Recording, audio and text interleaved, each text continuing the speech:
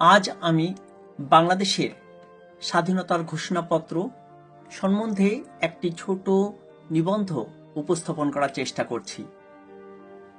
বাংলাদেশের স্বাধীনতার ঘোষণাপত্র এটা বলতে প্রবাসী বাংলাদেশ সরকার বা মুজিবনগর সরকার কর্তৃক 10 এপ্রিল 1971 তারিখে প্রণীত একটি ঘোষণাপত্র বোঝায়, যাতে বাংলাদেশের স্বাধীনতার ঘোষণার প্রেক্ষাপট ব্যাখ্যা করা হয়েছে।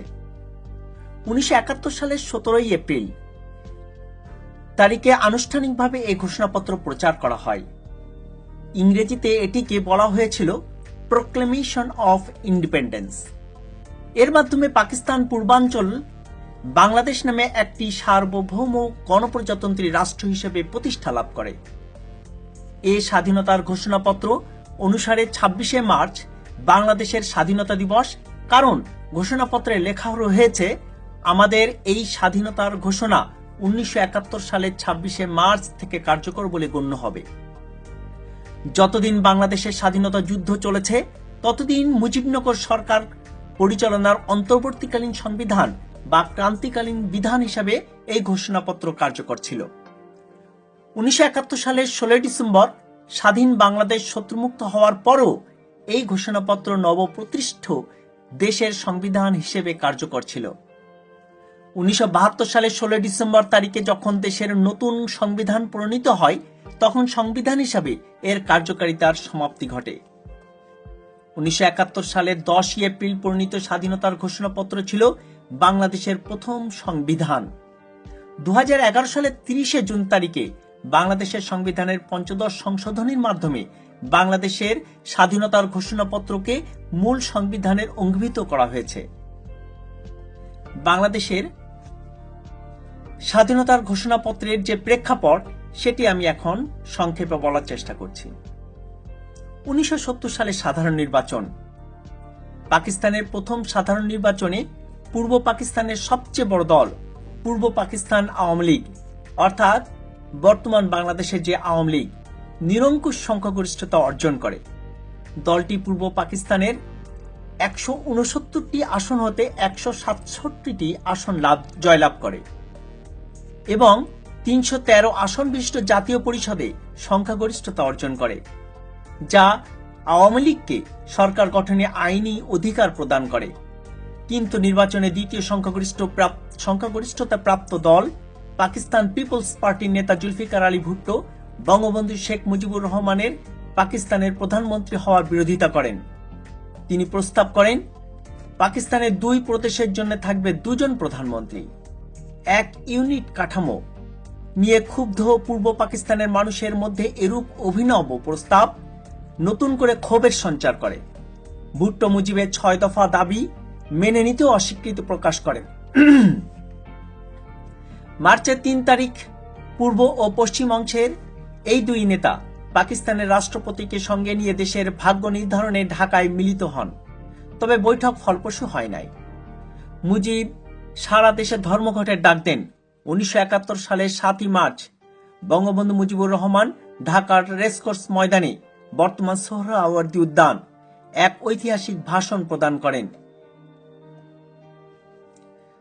বঙ্গবন্ধু তার ঐতিহাসিক ভাষণে ঘোষণা করেন, এবারের সংগ্রাম আমাদের মুক্তির সংগ্রাম, এবারের সংগ্রাম স্বাধীনতার সংগ্রাম। বঙ্গবন্ধুর এই ভাষণ গোটা জাতিকে স্বাধীনতার আকাঙ্ক্ষায় উন্মাতাল করে তোলে। পাকিস্তানের সামরিক সরকার ক্ষমতা কোনো পূর্ব পাকিস্তানের মানুষের হাতে ছেড়ে দিতে রাজি ছিল না। যদিও 3রা মার্চ জাতীয় পরিষদের অধিবেশনের তারিখ নির্ধারিত হয়, কিন্তু ভেতরে ভেতরে পাকিস্তানের প্রেসিডেন্ট ইয়াহিয়া খান, পশ্চিম পাকিস্তানের নেতা জুলফিকার আলী ভুট্টো এবং সামরিক বাহিনীর অফিসারদের নিয়ে ষড়যন্ত্রের নীল নকশা বুনতে শুরু করেন। 1971 সালের 1 মার্চ কোনো কারণ ছাড়াই 3রা মার্চের তারিখের অধিবেশন বাতিল করা হয়। এই সিদ্ধান্তে ক্ষুব্ধ পূর্ব পাকিস্তানের মানুষের ধৈর্যের সীমা ছাড়িয়ে যায়। সারা দেশে বিক্ষোভের বিস্ফোরণ হয়। ঢাকা পরিণত হয় মিছিলের নগরীতে। বঙ্গবন্ধু সারা দেশে 5 দিনের হরতাল এবং অসহযোগ আন্দোলনের ডাক দেন। তার আহ্বানে পূর্ব পাকিস্তান কার্যত অচল হয়ে যায়। আসলে তখন বাংলাদেশ পূর্ব পাকিস্তান পুরা চলছিল বঙ্গবন্ধুর নির্দেশে। সামরিক সরকার কারফিউ জারি করে পরিস্থিতি নিয়ন্ত্রণের চেষ্টা করে, কিন্তু এতে আন্দোলন প্রশমিত হয়নি। 5 দিন হরতাল শেষে 7ই মার্চ ঢাকার রেসকোর্স ময়দানে বঙ্গবন্ধু ঐতিহাসিক ভাষণ প্রদান করেন। এরই প্রেক্ষাপটে বঙ্গবন্ধু মুজিব এবং ইয়াহিয়ার মধ্যে যে বৈঠক হয়েছিল তার সম্বন্ধে একটু সংক্ষেপে উপস্থাপন করছি। তখন পুরো দেশ বিক্ষোভে উত্তাল। পাকিস্তানের প্রেসিডেন্ট ইয়াহিয়া খান ঢাকা এসে বঙ্গবন্ধু মুজিবের সাথে সরকার গঠন ও ক্ষমতা হস্তান্তরের ব্যাপারে আলোচনা শুরু করেন, কিন্তু এটি ছিল সম্পূর্ণ প্রহসন। একই সঙ্গে সামরিক বাহিনী পূর্ব পাকিস্তানে গণহত্যা চালিয়ে বিক্ষোভ দমনের প্রস্তুতি গ্রহণ করতে থাকে। জেনারেল টিক্কা খানকে পূর্ব পাকিস্তানের গভর্নর হিসেবে ঢাকায় প্রেরণ করা হয়। পশ্চিম পাকিস্তান থেকে পূর্ব পাকিস্তানে সৈন্য ও অস্ত্রশস্ত্র আনা হতে থাকে। 10 থেকে 13 মার্চের মধ্যে পাকিস্তান এয়ারলাইন্স তাদের সব আন্তর্জাতিক ফ্লাইট বাতিল করে পূর্ব পাকিস্তানে জরুরি ভিত্তিতে সরকারি যাত্রী পরিবহন করতে।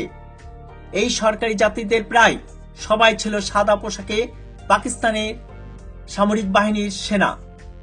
এমভি সোয়াত নামে গোলাবারুদ ও অস্ত্রশস্ত্র বোঝাই একটি পাকিস্তানি জাহাজ চট্টগ্রাম বন্দরে ভেড়ে, কিন্তু বন্দরের নাবিক ও শ্রমিকরা মালামাল খালাস করতে অস্বীকার করে। অনেক আশা সত্ত্বেও বঙ্গবন্ধু মুজিব ইয়াহিয়া বৈঠক সফল হয়নি। 25শে মার্চ রাতে পাকিস্তানের রাষ্ট্রপতি ইয়াহিয়া খান পাকিস্তানি সামরিক বাহিনীকে বাঙালি নিধন যজ্ঞের সবুজ সংকেত প্রদান করে সন্ধ্যায় গোপনে পশ্চিম পাকিস্তানে যাত্রা করেন।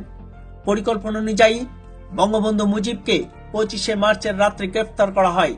গণপরিষদের নির্বাচিত নেতারা সীমান্ত অতিক্রম করে ভারতে আশ্রয় গ্রহণ করেন। এরই প্রেক্ষাপটে মুজিবনগর সরকার কর্তৃক স্বাধীনতার আনুষ্ঠানিক যে ঘোষণা হয়েছিল তারই একটি প্রেক্ষাপট এখন উপস্থাপন করছি। 1971 সালের 25শে মার্চ রাতে পাকিস্তানি সামরিক বাহিনী ঢাকা এবং তৎকালীন পূর্ব পাকিস্তানের বিভিন্ন শহরে আক্রমণ চালিয়ে ব্যাপক গণহত্যা চালায়। এই গণহত্যার প্রাক্কালে তৎকালীন আওয়ামী লীগ নেতৃবৃন্দ, গণপরিষদ ও প্রাদেশিক পরিষদের নির্বাচিত সদস্যগণ নিরাপত্তার জন্য সীমান্ত অতিক্রম করে ভারতে আশ্রয় নেন। 30শে মার্চের মধ্যেই তাদের অনেকে কলকাতায় সমবেত হন। তাজউদ্দিন আহমেদের নেতৃত্বে বাঙালিরা ভারতের প্রধানমন্ত্রী ইন্দিরা গান্ধীর সঙ্গে সাক্ষাৎ করেন। ভারত সরকার পূর্ব পাকিস্তানের মানুষদের অনুরোধে সাড়া দিয়ে সর্ববিধ সাহায্যের প্রস্তুতি দেন। অতঃপর স্বাধীন বাংলাদেশ সরকার গঠনের সিদ্ধান্ত গৃহীত হয়। প্রাদেশিক পরিষদের যে সকল সদস্য 10 এপ্রিলের মধ্যে কলকাতায় পৌঁছাতে সক্ষম হন তাদের নিয়ে আওয়ামী লীগ তাজউদ্দিন আহমেদ মন্ত্রী পরিষদ গঠনের মাধ্যমে স্বাধীন বাংলাদেশের প্রথম সরকার গঠন করেন। এই সরকারের আইনি বৈধতার স্বার্থে স্বাধীনতার আনুষ্ঠানিক ঘোষণার প্রয়োজন দেখা দেয়। সর্বসম্মতিক্রমে অধ্যাপক রেহমান সোবহান আরও কয়েকজন সাহায্য নিয়ে স্বাধীনতার ঘোষণাপত্রের খসড়া প্রণয়ন করেন। এরপর ব্যারিস্টার আমিনুল ইসলাম এই ঘোষণাপত্রের আইনগত দিকগুলো সংশোধন করে একে পূর্ণতা দান করেন। এই ঘোষণাপত্রটি প্রথমে 10 এপ্রিল মুজিবনগর থেকে প্রচার করা হয়। এরপর 17 এপ্রিল 1971 তারিখে মেহেরপুর জেলার সীমান্তবর্তী স্থান বৈদ্যনাথ তলায়, পরবর্তী নাম মুজিবনগর, এক অনাড়ম্বর অনুষ্ঠানে গণপরিষদ সদস্য অধ্যাপক এম ইউসুফ আলী আনুষ্ঠানিকভাবে স্বাধীনতার ঘোষণাপত্র পাঠ করেন। বৈদ্যনাথ তলা তখন ছিল পূর্ব পাকিস্তানের সীমানার অভ্যন্তরে একটি শত্রুমুক্ত এলাকা। এই ঘোষণার মাধ্যমে নবগঠিত প্রবাসী আইন পরিষদ বাংলাদেশের স্বাধীনতা ও সার্বভৌমত্ব ঘোষণা করে সাথে সাথে এ ঘোষণাপত্র প্রবাসী সরকারের অবস্থান ও যৌক্তিকতা দৃঢ়ভাবে প্রতিষ্ঠা করে। এদিনই 26শে মার্চের স্বাধীনতার ঘোষণাকে আনুষ্ঠানিকভাবে অনুমোদন দেওয়া হয় এবং একই সাথে 26শে মার্চ থেকে বাংলাদেশের স্বাধীনতা কার্যকর হয়েছে বলে ঘোষণা করা হয়। এর ফলে প্রবাসী মুজিবনগর সরকারও বৈধ বলে স্বীকৃত হয়। এ ঘোষণায় মুক্তিযুদ্ধে অংশগ্রহণকারী সকলের মধ্যে চেইন অব কমান্ড স্থাপনের নির্দেশ দেয়া হয়। স্বাধীনতার ঘোষণাপত্রের যে ভাষ্য ছিল সেটি এখন উপস্থাপন করছি। স্বাধীন বাংলাদেশের প্রথম সরকার তথা মুজিবনগর সরকার গঠিত হবার পর তাজউদ্দিন আহমেদের নির্দেশে প্রণীত স্বাধীনতার ঘোষণাপত্রটি এখন আমি শোনাচ্ছি। বাংলাদেশ গণপরিষদ দ্বারা ঘোষণা স্বাধীনতার ঘোষণাপত্র। মুজিবনগর, বাংলাদেশ, তারিখ 10 এপ্রিল 1971। যেহেতু 1970 সালের 7 ডিসেম্বর থেকে 1971 সালের 17 জানুয়ারি পর্যন্ত বাংলাদেশে অবাধ নির্বাচনের মাধ্যমে শাসনতন্ত্র রচনার উদ্দেশ্যে প্রতিনিধি নির্বাচিত করা হয়েছিল এবং যেহেতু এই নির্বাচনে বাংলাদেশের জনগণ 169টি আসনের মধ্যে আওয়ামী লীগ দলীয় 167 জন প্রতিনিধি নির্বাচিত করেছিল এবং যেহেতু জেনারেল ইয়াহিয়া খান 1971 সনের 3রা মার্চ তারিখে শাসনতন্ত্র রচনার উদ্দেশ্যে নির্বাচিত প্রতিনিধিদের অধিবেশন আহ্বান করেন এবং যেহেতু তিনি আহত এই অধিবেশন স্বেচ্ছাচার এবং বেআইনিভাবে অনির্দিষ্টকালের জন্য বন্ধ ঘোষণা করেন এবং যেহেতু পাকিস্তান কর্তৃপক্ষ তাদের প্রতিশ্রুতি পালন করার পরিবর্তে বাংলাদেশের জনপ্রতিনিধিদের সঙ্গে পারস্পরিক আলাপ আলোচনা ন্যায় নীতি বহির্ভূত এবং বিশ্বাসঘাতকতামূলক যুদ্ধ ঘোষণা করেন এবং যেহেতু উল্লিখিত বিশ্বাসঘাতকতামূলক কাজের জন্য উদ্ভূত পরিস্থিতিতে বাংলাদেশের 7.5 কোটি মানুষের অবিসংবাদিত নেতা বঙ্গবন্ধু শেখ মুজিবুর রহমান জনগণের আত্মনিয়ন্ত্রণাধিকার অর্জনের আইনানুগ অধিকার প্রতিষ্ঠার জন্য 1971 সালের 26শে মার্চ ঢাকায় যথাযথভাবে স্বাধীনতা ঘোষণা করেন এবং বাংলাদেশের অখণ্ডতা ও মর্যাদা রক্ষার জন্য বাংলাদেশের জনগণের প্রতি উদাত্ত আহ্বান জানান এবং যেহেতু পাকিস্তান কর্তৃপক্ষ বর্বর ও নৃশংস যুদ্ধ পরিচালনা করেছে এবং এখনো বাংলাদেশের সামরিক ও নিরস্ত্র জনগণের বিরুদ্ধে নজিরবিহীন গণহত্যা ও নির্যাতন চালাচ্ছে এবং যেহেতু পাকিস্তান সরকার অন্যায় যুদ্ধ ও গণহত্যা এবং নানাবিধ নৃশংস অত্যাচার পরিচালনার দ্বারা বাংলাদেশের গণপ্রতিনিধিদের পক্ষে একত্রিত হয়ে শাসনতন্ত্র প্রণয়ন করে জনগণের সরকার প্রতিষ্ঠা করা অসম্ভব করে তুলেছে এবং যেহেতু বাংলাদেশের জনগণ তাদের বীরত্ব, সাহসিকতা ও বিপ্লবী কার্যক্রমের মাধ্যমে বাংলাদেশের উপর তাদের কার্যকরী কর্তৃত্ব প্রতিষ্ঠা করেছে।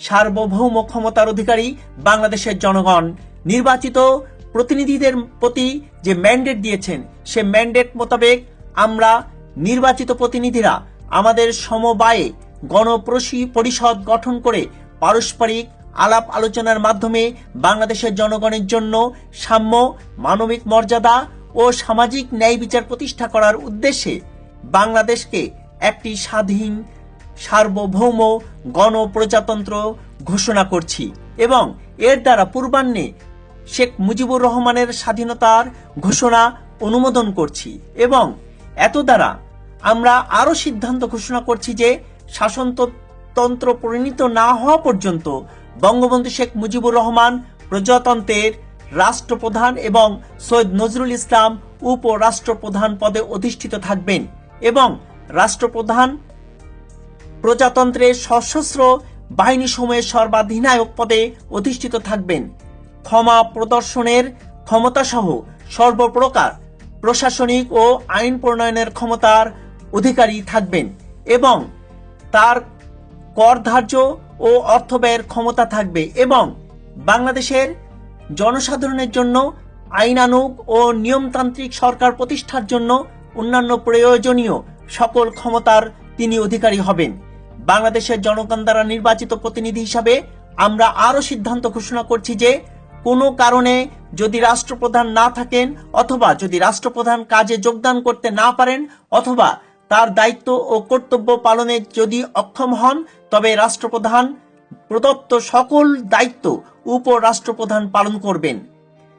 আমরা আরো সিদ্ধান্ত ঘোষণা করছি যে বিশ্বের একটি জাতি হিসেবে এবং জাতিসংঘের সনদ মোতাবেক আমাদের উপর যে দায়িত্ব ও কর্তব্য বর্তেছে তা যথাযথভাবে আমরা পালন করব। আমরা আরো সিদ্ধান্ত ঘোষণা করছি যে আমাদের এই স্বাধীনতা ঘোষণা 1971 সনের 26শে মার্চ থেকে কার্যকর বলে গণ্য হবে। আমরা আরো সিদ্ধান্ত ঘোষণা করছি যে আমাদের এই সিদ্ধান্ত কার্যকর করার জন্য আমরা অধ্যাপক এম ইউসুফ আলীকে যথাযথভাবে রাষ্ট্রপ্রধান ও উপরাষ্ট্রপ্রধানের শপথ অনুষ্ঠান পরিচালনার জন্য দায়িত্ব অর্পণ ও নিযুক্ত করলাম। স্বাক্ষর অধ্যাপক এম ইউসুফ আলী, বাংলাদেশ গণপরিষদের ক্ষমতা বলে যথাবিধি সর্বাধিক ক্ষমতাধিকারী। প্রিয় বন্ধুরা, এই ছিল আমাদের 1971 সালের বাংলাদেশ মুজিবনগর সরকার, বাংলাদেশের গণপরিষদ দ্বারা ঘোষণাকৃত যে সরকার, সেই সরকারের ঘোষণাপত্র আপনাদের সামনে উপস্থাপন করলাম। ইতিহাস সত্য কথা বলে। ইতিহাসকে কখনোই বিকৃতভাবে উপস্থাপন করা যাবে না। বিকৃত ইতিহাস বিকৃতই। এটা একটি বিকৃত মন মানসিকতা, বিকৃত মস্তিষ্ক থেকে উৎপাদনকৃত একটি ইতিহাস। এটা কখনো সত্য বলে প্রমাণিত হবে না। আমি এতক্ষণ ধরে যেই ইতিহাসটি আপনাদের সামনে উপস্থাপন করার চেষ্টা করেছি, উপস্থাপিত করেছি, সেটি হচ্ছে বাংলাদেশের প্রকৃত ইতিহাস। আমরা এই ইতিহাসকে মানি। এই ইতিহাস মেনে আমাদের 1971 সাল থেকে আজ পর্যন্ত আমাদের বাংলাদেশ চলছে। অত্যন্ত দুঃখ পরিতাপের সাথে আমরা লক্ষ্য করছি 2024 সালের 5ই আগস্টে একটি মেটিকুলাস ডিজাইনের মাধ্যমে আমাদের ডক্টর ইউনূস দ্বারা যে তত্ত্বাবধায়ক সরকার এখন দেশ পরিচালনা করছেন, সেই সরকার 1971 সালকে 2024 সালের সাথে তুলনা করে আমাদের মহান স্বাধীনতার যে সংগ্রাম, সেটাকে খর্ব করার চেষ্টা করছে। ইতিহাস বিকৃতি একটি জাতীয় অপরাধ নয়, আন্তর্জাতিক অপরাধও বটে। আমাদের বর্তমান যে ডক্টর ইউনূস নেতৃত্বে যে তত্ত্বাবধায়ক সরকার বাংলাদেশের রাষ্ট্র ক্ষমতায়, বাংলাদেশ রাষ্ট্র পরিচালনা করছেন, তাদেরকে দেখা যাচ্ছে যে এই সংবিধানের আলোকে, বাংলাদেশের যে প্রথম মুজিবনগর সরকারের সংবিধান, তার আলোকেই তারা শপথ গ্রহণ করেছেন। এই সরকারকে মেনে নিয়েছেন। বাংলাদেশের প্রথম যে সরকার মুজিবনগর সরকার, তাকে মেনেই তারা শপথ গ্রহণ করেছেন। কিন্তু ক্ষমতায় আসীন হওয়ার পরে তারা সবকিছুকে অস্বীকার করছে। বঙ্গবন্ধুকে অস্বীকার করা মানেই এই সব কিছুকে অস্বীকার করা।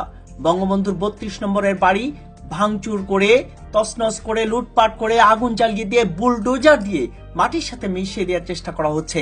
বঙ্গবন্ধুর ইতিহাসকে, বঙ্গবন্ধুকে বাংলাদেশের মাটি থেকে মুছে ফেলার জন্য চেষ্টা করা হচ্ছে। সকল পাঠ্যপুস্তকে বঙ্গবন্ধুর নাম তুলে ফেলা হয়েছে এবং বঙ্গবন্ধুকে বিকৃতভাবে উপস্থাপন করা হয়েছে। বাংলাদেশে বঙ্গবন্ধুর আদর্শে যত মানুষ আছে, তাদের উপরে অত্যাচার, নির্যাতন চালানো হচ্ছে। বাংলাদেশের মানুষের উপরে যারা আওয়ামী লীগ করে, তাদের বাড়িঘর ভাঙচুর, লুটপাট, অগ্নিসংযোগ এবং তছনছ করা হচ্ছে। বিভিন্ন রকম মিথ্যা মামলা দিয়ে তাদেরকে গ্রেপ্তার করে জেল খাটানো হচ্ছে। আমরা এই এহেন কর্মকাণ্ডের তীব্র নিন্দা ও প্রতিবাদ জানাচ্ছি এবং ইতিহাসের ধারায় ফিরে এসে এই সরকারকে, বাংলাদেশের প্রকৃত ইতিহাসের ধারায় ফিরে এসে সরকার পরিচালনা করার জন্য অনুরোধ জানাচ্ছি। 2024 সাল একটি মেটিকুলাস ডিজাইনের মাধ্যমে সরকার এসেছেন। এই সরকারকে আমরা মেনে নিয়েছি। এই সরকার যে কিভাবে এসেছেন, এটি একদিন ইতিহাস হবে।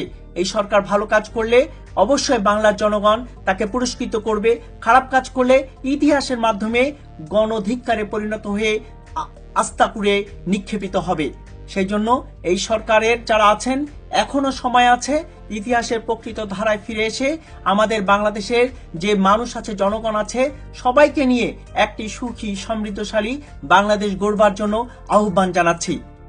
বাংলাদেশের প্রথম সংবিধান, বাংলাদেশের স্বাধীনতার ঘোষণাপত্র, বাংলাদেশের প্রথম সরকার মুজিবনগর সরকারের প্রতি আস্থা রেখে জাতির জনক বঙ্গবন্ধু শেখ মুজিবুর রহমানের বিদেহী আত্মার প্রতি মাগফিরাত কামনা করে 1971 সালের মহান মুক্তিযুদ্ধে 30 লক্ষ শহীদ ও 2 লক্ষ মা বোনের আত্মত্যাগের বিনিময়ে যে একটি স্বাধীন সার্বভৌম বাংলাদেশ পেয়েছি, তাদের প্রতি বিনম্র শ্রদ্ধা রেখে আজকের এই যে বাংলাদেশের যে প্রথম স্বাধীনতার ঘোষণাপত্র, সেটি আমি উপস্থাপন করলাম আপনাদের সামনে। সবাইকে ধন্যবাদ। জয় বাংলা, জয় বঙ্গবন্ধু, জয় হোক বাংলার মেহনতি মানুষের, জয় হোক প্রকৃত ইতিহাসের।